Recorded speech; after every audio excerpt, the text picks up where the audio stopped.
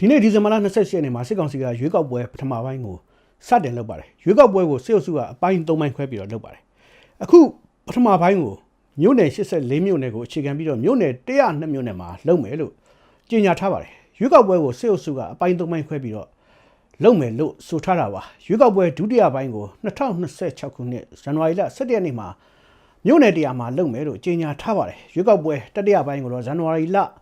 25ရက်နေ့မှာမြို့နယ်63မြို့နယ်မှာလုပ်မယ်လို့ကြေညာထားပါတယ်အခုလို3ပိုင်းခွဲပြီးတော့လုပ်ရတာကိုကြည့်ရင်ရွေးကောက်ပွဲဖြစ်မြောက်ဖို့အတွက်စစ်အုပ်စုကဘလောက်ခက်ခဲစူးစမ်းနေရတယ်ဆိုတာပေါ်လွင်နေပါတယ်အခက်ခဲသိပ်ကြီးမားတဲ့ဂျာကနေပြီးတော့မရမကအတင်းဇွတ်လုပ်နေတယ်ဆိုတာကလည်းပေါ်လွင်နေပါတယ်စုစုပေါင်းတနိုင်ငံလုံးအနေနဲ့265မြို့နယ်မှာလုပ်မယ်လို့ကြေညာထားပေမဲ့တကယ်တမ်းမှာတော့ရွေးကောက်ပွဲဟာမြို့ပေါ်မှာလောက်ဖဲလုံးမဲ့ရွေးကောက်ပွဲဖြစ်နေတာကိုတွေ့ရပါတယ်အခုဒီနေ့လုံးမဲ့အပိုင်း1ရွေးကောက်ပွဲလုံးမဲ့မြို့နယ်တွေထဲမှာမြို့ပေါ်ရက်ကွက်160ခုနဲ့ကျေးရွာစုစုပေါင်း2980မှာရွေးကောက်ပွဲလုပ်နိုင်မှာမဟုတ်ဘူးလို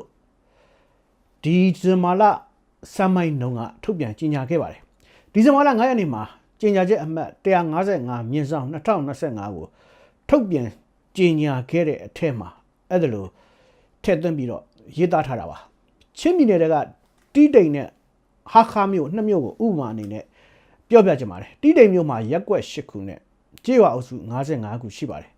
ကျေးရွာအုပ်စုကိုပြောတာပါအဲ့ဒီထဲမှာကျေးရွာငယ်တွေထပ်ပြီးတော့ပါဝင်ပါသေးတယ်ဒီဇင်ဘာလ9ရက်ကြေညာချက်အမှတ်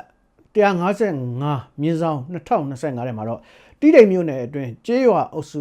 55ခုမှာရွေးကောက်ပွဲမလုပ်နိုင်ဘူးလို့ကြေညာခဲ့ပါတယ်အဲဒါကြောင့်တီးတိန်မြို့မှာရွေးကောက်ပွဲလုပ်တယ်လို့ဟန်ပြကောင်းအောင်ကြေညာထားပေမဲ့တကယ်တော့မြို့ပေါ်ရက်ကွက်10ခုမှာပဲရွေးကောက်ပွဲလုပ်နိုင်တာဖြစ်ပါတယ်ဟာခါမြို့မှာဆိုလို့ရှိရင်ရက်ကွက်10ခုနဲ့ကျေးရွာအုပ်စု29ခုရှိပါတယ်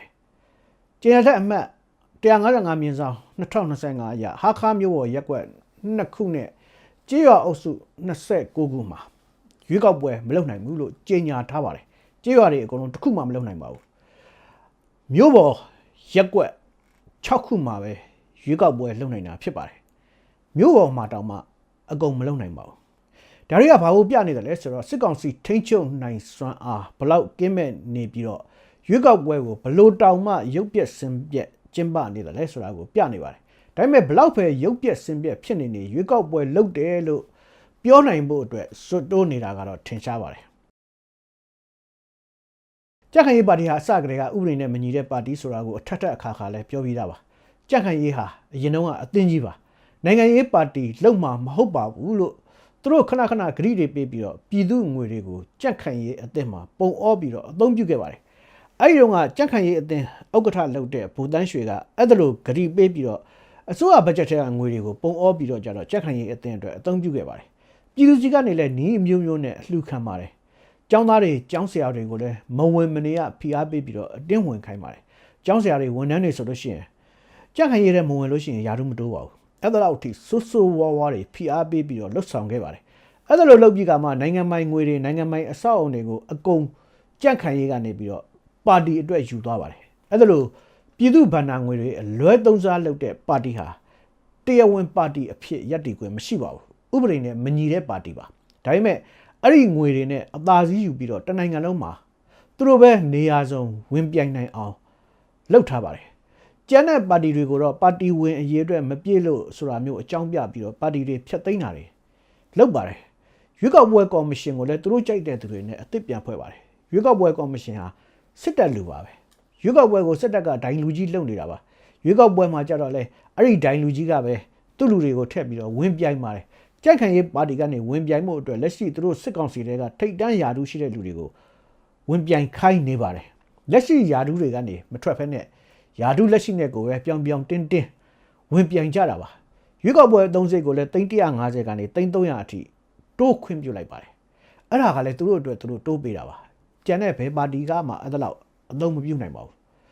းသူတို့ကဘယ်ရတဲ့ငွေနဲ့သုံးနိုင်တယ်လဲဆိုတော့စစ်ထွက်ဗိုလ်ချုပ်ကြီးတွေဟာတက်ကနေပြီးတော့အသုံးစရိတ်တစ်ခါတည်းပေးလိုက်ပြီးတော့ကိုယ်ငွေနဲ့ကိုမဲဆွဲကြပါတယ်ပါတီငွေနဲ့မဟုတ်ပါဘူးစစ်တပ်ကပေးတဲ့ငွေဆိုတာဟာပြည်သူငွေပါစစ်တပ်ကရထားတဲ့နိုင်ငံတော်ဘတ်ဂျက်ထဲကနေပြီးတော့ ပေးတာပါအဲ့ဒါဟာလည်းရွေးကောက်ပွဲဥပဒေကိုအကြီးအကျယ်ချိုးဖောက်တာပါပဲအဲ့ဒါလို့ဥပဒေကိုနှီးမျိုးစုံနဲ့ချိုးဖောက်ပြီးတော့စစ်တပ်အသာစီးရအောင်လုပ်ထားပါတယ်အသုံးစရိတ်အကြီးအကျယ်တိုးမြင့်ပေးတယ်ဆိုတာရွေးကောက်ပွဲနဲ့ပတ်သက်ပြီးတော့လူဒန်းစားခွဲခြားတာလည်းဖြစ်ပါတယ်စင်ရသားတွေရွေးကောက်ပွဲမဝင်နိုင်အောင်တားဆီးတာပါလက်လုံလက်စားလယ်သမားတွေအလုပ်သမားတွေကိုရွေးကောက်ပွဲအနာတောင်မကတ်နိုင်အောင်လုပ်ထားတာပါအဲ့ဒါအပြင်ပြည်သူ့ငွေလွဲသုံးစားလုပ်ထားတဲ့သူတို့တပါတီတဲကပဲနဲ့လဝကြီးအုပ်ထားနိုင်အောင်လုပ်ထားတာပါဒါကိုဘယ်လွတ်တော်ကိုယ်စားလှယ်လောင်းကမှမကန့်ကွက်ဝင်ဝေဖန်ရပါဘူးဒီလောက်မတရားတဲ့လုပ်ရဖောက်ပြန်တဲ့လုပ်ရကိုဒီလွတ်တော်ကိုယ်စားလှယ်လောင်းတွေကနားမလဲလို့မကန့်ကွက်ကြတာလားနားမလဲတာတော့မဟုတ်တော့ပါဘူးပြောကိုမပြောရဲကြလို့ငြိမ်ခံနေကြတာပါအဲ့ဒီအချက်ကိုကြည့်လိုက်ရင်တခြားပါတီကလူတွေလွတ်တော်ထဲမှာနည်းနည်းပါးပါးရောက်လာရင်ရောသူတို့ကိုဘယ်လောက်များအားကိုးရမလဲဆိုတာကိုခံမှန်းကြည့်လို့ရပါတယ်ပြည်လွတ်တော်မဲဆန္ဒနယ်က73ယောက်တိုင်းသို့မဟုတ်ပြည်နယ်လွတ်တော်မဲဆန္ဒနယ်က73ယောက်တိုင်းရင်းသားလူမျိုးမဲဆန္ဒနယ်က4ယောက်စုစုပေါင်း85နေရာမှာကြက်ခိုင်ရေးပါတီနဲ့တခြားပါတီတစ်ခုကပဲဝင်ပြီးတော့ရှင်းပြနိုင်ပါတယ်ကြက်ခိုင်ရေးတေချာပေါက်အနိုင်ရအောင်လှုပ်ထားတာတွေပါဒါပြင်ကြက်ခိုင်ရေးတစ်ဖွဲ့တည်းပဲဝင်ပြိုင်နိုင်လို့ဘယ်သူမှမဲမပေးပဲအလိုလိုအနိုင်ရသွားတဲ့နေရာတွေလည်းရှိနေပါတယ်အဲ့ဒီနေရာတွေမှာတခြားပါတီတွေကဝင်ပြိုင်မယ်လို့ခွင့်တောင်းတော့လဲချင်းချောက်တာကိုခံရပြန်ပါတယ်ကျိုးတင်မဲတွေကောက်ရမှာကြက်ခိုင်ရေးပါတီကအနိုင်ရနေတယ်လို့ရွေးကောက်ပွဲမတိုင်ခင်မှာပဲထုတ်ပြန်ပြီးတော့ကြေညာလိုက်ပြန်ပါတယ်ဒါဟာတော်တော်ဆိုးရတဲ့ဥပဒေချိုးဖောက်ပြီးတော့ဝါဒဖြတ်ချီစီယုံနဲ့စီယုံမှုမျိုးပါအစင်လာရဆိုလို့ရှိရင်အရင်ရွေးကောက်ပွဲတွေမှာမဲယုံကမဲတွေကိုအရင်ရေတွက်ပြီးမှကြိုတင်မဲတွေကိုရေတွက်လို့ရှိပါတယ်ကြိုတင်ပြီးတော့ကြေညာခွင့်လည်းမရှိပါဘူး2010ရွေးကောက်ပွဲမှာတော့ဆိုရင်မဲယုံကမဲတွေကိုရေတွက်ပြီးမှကြက်ခိုင်ရေးပါတီကရတဲ့ကြိုတင်မဲတွေပါဆိုပြီးတော့စာလာအကြီးတွေနဲ့တည်လာလို့မဲရလက်တွေပြောင်းပြန်ဖြစ်ပြီးတော့အကြီးအကျယ်အငင်းအခုန်တွေဖြစ်ခဲ့ရတာကိုမှတ်မိကြအောင်မယ်ထင်ပါတယ်ကြက်ခိုင်ရေးပါတီကစာလာအကြီးတွေနဲ့ကြိုတင်မဲဆိုပြီးတော့မဲခိုးအနိုင်ယူသွားခဲ့တယ်ဆိုတော့သမိုင်းဝင်အဖြစ်ပြက်ကြီးပါသမိုင်းဝင်ရံပွဲကြီးအငင်းပွားမှုကြီးပါအဲ့တုန်းကဘယ်စစ်တပ်ကမှဂျားဝင်ချင်ပါတယ်စုံစမ်းစစ်ဆေးရေးလှုပ်ချင်ပါတယ်ဆိုတာလေတံတောင်မဟာခဲ့ပါဘူးနိုင်သူအကုန်ယူစနစ် FPTP နဲ့အချိုးကျကိုစားပြုစနစ် PR တို့ကိုအလွန်ရှုပ်ရှုပ်ထွေးထွေးရောရောနှောနှောအသုံးပြုထားပါတယ်ကိုယ်စားလှယ်လောင်းတွေတောင်မှကောင်းကောင်းနားမလည်ကြပါဘူးအင်တာဗျူးတွေထဲမှာဆိုလို့ရှိရင်ကိုယ်စားလှယ်လောင်းတွေကတယောက်တစ်မျိုးပြောနေတာကိုကြားကြရပါတယ် PR အတွက်ကမဲပေးစရာမလိုပါဘူး FPTP ကရတဲ့မဲနဲ့အချိုးချမှာပါ FPTP မှာဝင်ပြပြီးတော့ PR ကိုယ်စားလှယ်မပေးနိုင်ကြတဲ့တသီးပုဂ္ဂလလိုလူမျိုးတွေကကမောက်ကမတွေဖြစ်ကုန်ကြပြန်ပါတယ်ပါတီကြီးတွေဖြစ်နေတာတောင်မှ PR ကိုယ်စားလှယ်ဘယ်နှယောက်တင်သွင်းရမယ်ဆိုတာကိုနားမလည်လို့ PR ကိုယ်စားလှယ်ပိုတင်သွင်းမိတယ်ဆိုတော့ကမောက်ကမဖြစ်စဉ်မျိုးတွေကိုလည်းကြားနေရပါတယ်အပေဖြတ်ခံရတဲ့ကိုယ်စားလှယ်လောင်းက89ယောက်ရှိပါတယ်အဖမ်းဆီးခံတရားစွဲခံတဲ့ကိုယ်စားလှယ်လောင်းက2ယောက်ရှိပါတယ်ပြိုင်မယ်လို့စီးရင်သွင်းပြီးခါမှရွေးကောက်ပွဲမတိုင်ခင်ကွယ်လွန်သွားတဲ့ကိုယ်စားလှယ်လောင်းက2ယောက်ရှိပါတယ်အဲ့ဒါတွေနဲ့ပတ်သက်ပြီးတော့လည်းရွေးကောက်ပွဲကဘာမှတရားဝင်ထုတ်ပြန်ကြေညာပေးတာမရှိပါဘူးအဲ့ဒီနေရာတွေနဲ့ပတ်သက်ပြီးတော့ဘာဖြစ်မယ်ဘာလုပ်မယ်ဆိုတာတွေတခုမှမသိရပါဘူးပွင့်လင်းမြင်သာမှုအလွန်အားနည်းနေတာကိုတွေ့ရပါတယ်စစ်တပ်အာဏာသိမ်းပြီးတဲ့နောက်2020တုန်းကရွေးကောက်ပွဲကော်မရှင်ကိုဖျက်သိမ်းလိုက်ပါတယ်ရွေးကောက်ပွဲရဲ့တရားမျှတမှုကိုအမှန်တကယ်တရားဝင်အတည်ပြုဆုံးဖြတ်ခွင့်နောက်ဆုံးအာဏာပိုင်ဖြစ်တဲ့ကော်မရှင်ကိုဖျက်လိုက်တာပါအဲ့ဒါလို့ဆုံးဖြတ်ခွင့်ရှိတဲ့ကော်မရှင်ကိုဖျက်သိမ်းပြီးတော့2020ရွေးကောက်ပွဲကမတရားပါဘူးလို့သူတို့သဘောနဲ့သူတို့ကြေညာတာပါဥက္ကဋ္ဌတွေအဖွဲ့ဝင်တွေကိုလည်းဖမ်းဆီးထောင်ချပါတယ်အဲ့ဒီနောက်စစ်အုပ်စုအလိုကျရွေးကောက်ပွဲကော်မရှင်အသစ်ကိုဖွဲ့ပါတယ်2010ရွေးကောက်ပွဲကော်မရှင်ဥက္ကဋ္ဌကအငြိမ်းစားဗိုလ်ချုပ်ဦးသိန်းစိုးပါအဲ့ဒီတော့ကသူဟာစစ်တပ်ကနေအနားယူထားတာပါအရင်တုန်းကသူဟာစစ်ဥပဒေချုပ်အထိတာဝန်ထမ်းဆောင်ခဲ့မှုတဲ့သူပါအဲ့ဒီနောက်ကော်မရှင်ဥက္ကဋ္ဌကအငြိမ်းစားဗိုလ်မှူးကြီးဦးကိုကိုပါ2009ခုနှစ်မှာလေတပ်ကနေဗိုလ်မှူးကြီးအဆင့်နဲ့အငြိမ်းစားယူခဲ့တဲ့သူပါအခုရွေးကောက်ပွဲကော်မရှင်ဥက္ကဋ္ဌကတော့အငြိမ်းစားဗိုလ်ချုပ်ဦးတန်းစိုးပါကော်မရှင်ဥက္ကဋ္ဌတွေဟာတက်ထွက်တေးကြီးပါပဲစစ်တပ်ကထွက်တဲ့လူမှကော်မရှင်ဥက္ကဋ္ဌလောက်တက်သလားလို့တောင်မှမေးစရာဖြစ်နေပါတယ်အခုကော်မရှင်ဟာကြက်ခံရေးနဲ့စစ်တပ်လှုပ်သမျှအကုန်နှားစီးနေပါတယ်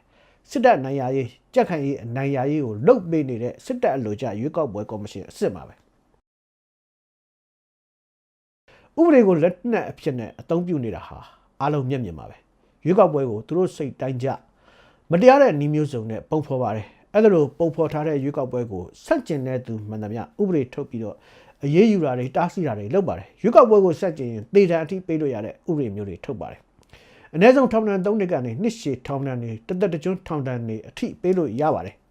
ရွေးကောက်ပွဲမဲစင်းကိုဆွဲဆုပ်တဲ့သက်ကြီးရွယ်အိုတူဟာထောင်ဒဏ်18နှစ်အထိချခံရပါတယ်စာရွက်တွေဆုပ်ဖြဲရုံနဲ့လူတက်မှုထက်တောင်ကြီးလေးတဲ့အပြစ်ဒဏ်မျိုးကိုချလိုက်တာပါဟာပေးတဲ့လူအသက်ပေးတဲ့လူတွေကိုထောင်ဒဏ်9နှစ်ချထားပါတယ်ရွေးကောက်ပွဲကိုစက်ကျင်မှုနဲ့ဖန်စီအရေးယူခံတဲ့သူ129ယောက်ရှိတယ်လို့စစ်အုပ်စုကတရားဝင်ထုတ်ပြန်ကြေညာထားပါတယ်အရေးယူခံရတဲ့သတင်းဌာနလည်း2ခုရှိပါတယ်2025ခုဩဂုတ်လ14ရက်နေ့မှာလုပ်တဲ့ပြည်ထောင်စုတရားသူကြီးချုပ်နဲ့တိုင်းနယ်ပြည်နယ်တရားလွှတ်တော်တွေကိုယ်ပိုင်အုပ်ချုပ်ခွင့်ရတိုင်းတရားရုံးကိုယ်ပိုင်အုပ်ချုပ်ခွင့်ရဒေသရဲ့တရားရုံးခရိုင်တရားရုံးတွေရဲ့တရားသူကြီးတွေစတဲ့သူတွေတွေ့ဆုံတဲ့ပွဲမှာတရားသူကြီးချုပ်ဦးတာထေးကရွေးကောက်ပွဲဥပဒေနဲ့တရားစွဲတဲ့အမှုတွေကိုအမြန်စစ်ပြီးတော့အမြန်အပြစ်ပေးဖို့ပြောခဲ့ပါတယ်အဲ့ဒီဦးတာထေးဟာနာအဖစကိုင်းတိုင်းဝန်ကြီးချုပ်ဟောင်းဗိုလ်ချုပ်တာအေးရဲ့ညီဖြစ်ပါတယ်ရွေးကောက်ပွဲကိုယ်စားလှယ်တွေဟာနိုင်ငံရေးအကျဉ်းသားဟောင်းလို့တောင်သူတို့ကိုယ်ရေးအကျဉ်းမှာဖော်ပြခွင့်မရကြပါဘူးຫນွေဦးတော်လှန်ရေး88လူထုအရေးတော်ပုံစတဲ့စကားလုံးတွေကိုအသုံးပြုတဲ့အတွက်ပြည်သူ့ပါတီကိုယ်စားလှယ်လောင်းဦးလွင်မြင့်ကိုတရားစွဲတာခံခဲ့ရပါတယ်ရွေးကောက်ပွဲဥပဒေနဲ့ညီလို့ဆိုပြီးတော့ရခိုင်တိုင်းသားကြီးရာဝန်ကြီးနေရာမှာဝင်ပြိုင်မဲ့ဦးတင်ထူအောင်နဲ့လေဘာပါတီလွှတ်တော်ကိုယ်စားလှယ်လောင်းဦးကျော်သူရခေါ်မမတ်အနီဆူရာမန်တို့ကိုယ်စားလှယ်လောင်းစင်းကနေပြီးတော့ပယ်ဖျက်တာခံခဲ့ရပါတယ်သူတို့ကိုပယ်ဖျက်တဲ့ဥပဒေကလက်နက်ကိုင်အဖွဲ့အစည်းတွေနဲ့ဆက်သွယ်တယ်ဆိုတဲ့ဥပဒေပါဝင်ပြိုင်ကြမဲ့ပါတီ58ခုထဲမှာတိုင်းရင်းသားအမည်ခံပါတီ28ပါတီရှိပါတယ်သူတို့တွေကအများစုဟာပါတီအဖြတ်မခံခြင်းလို့ဟန်ပြဝင်ပြိုင်ကြတဲ့ပါတီတွေပါသူတို့ဟာနယ်မြေဒေသမတည်ငြိမ်မှုရွေးကောက်ပွဲစနစ်ရှုပ်ထွေးမှုရွေးကောက်ပွဲကော်မရှင်ရဲ့ဗက်လိုက်မှုရွေးကောက်ပွဲဥပဒေရဲ့ချုပ်နှောင်မှုတွေကြောင့်ဒန်းတူရည်တူရှင်ပြိုင်နိုင်တဲ့အစွမ်းအစကင်းမဲ့နေကြပါတယ်သူတို့ကပါတီမပြတ်ချင်လို့ဟန်ပြဝင်ပြိုင်နေကြတာပါဒါပေမဲ့စစ်အုပ်စုရွေးကောက်ပွဲအပြကောင်းအိမ်ဖြည့်ပေးတယ်လို့မျိုးဖြစ်နေပါတယ်ဒီတော့ဒီလိုရွေးကောက်ပွဲကနေထွက်ပေါ်လာမဲ့အစိုးရလွှတ်တော်ဆိုတာတွေကနေဘာများမျှော်လင့်လို့ရနိုင်ပါသလဲ Federal Democracy ဆိုတာနဲ့မိုင်မောင်း1000လောက်ဝေးပါတယ်အခုလောက်ထားတဲ့ဒီဇိုင်းအရဆိုလို့ရှိရင်စစ်ဗိုလ်ချုပ်ကြီးတွေကိုလည်းစစ်ကောင်စီကနေရွှေ့ပြောင်းပြီးတော့ဟိုဘက်မှာထည့်ထားပြီးပါပြီနောက်လုံးမဲ့အစိုးရထဲမှာထည့်ဖို့အဲ့လိုရွှေ့ထားတယ်ဆိုတာထင်ရှားပါတယ်ရွေးကောက်ပွဲပြီးထွက်ပေါ်လာမဲ့အစိုးရထဲမှာစစ်ကောင်စီတို့စစ်ကော်မရှင်တို့ဆိုတဲ့အာဏာသိမ်းစစ်အုပ်စုတွေကလူတွေကိုပဲပြန်မြင်ရမှာပါငံပြားရီအဟောင်းကိုပလင်းအစ်စ်ပြောင်းပြီးတော့ဒစိအစ်စ်ကတ်ရောက်လာပါပဲလွတ်တော်ဆိုတာကရောဘလောက်မျော်လင့်နိုင်မှာပါလဲလွတ်တော်အစ်စ်ထဲမှာရောက်သွားမဲ့သူတွေအနေနဲ့အရက်သားတွေကိုလေရင်နဲ့ဘုံကျဲတာရက်ပေးပါလို့ပြောရဲတဲ့သူဘယ်နှယောက်ရှိမယ်ထင်ပါသလဲအဲ့ဒါလိုပြောရင်အဖမ်းမခံရဘူးလို့ဘယ်သူကအာမခံနိုင်ပါသလဲပြီးတော့လွတ်တော်ဆိုတာစံစာစနစ်ကလည်းရှိနေပါသေးတယ်ပြောမဲ့အရာကိုကြိုတင်တင်ပြပြီးတော့သဘောတူမှပြောလို့ရတာမျိုးပါကြိုတင်တင်ပြထားတဲ့ထဲမှာပါပဲနဲ့ပြည်သူတွေကိုလေရင်နဲ့ဘုံကျဲတာရက်ပါရွာတွေကိုမိရှုတာရက်ပါလို့ပြောရဲတဲ့သူရဲ့ကောင်းများတယောက်တလေပါလာလိမ့်မယ်လို့ထင်ကြပါသလားတကယ်လို့ရှိခဲ့ရင်လည်းအဲ့ဒီလွတ်တော်အမတ်ဟာထောင်ထဲရောက်မယ်ဆိုတာသေချာပေါက်ပါပဲခင်ဗျာ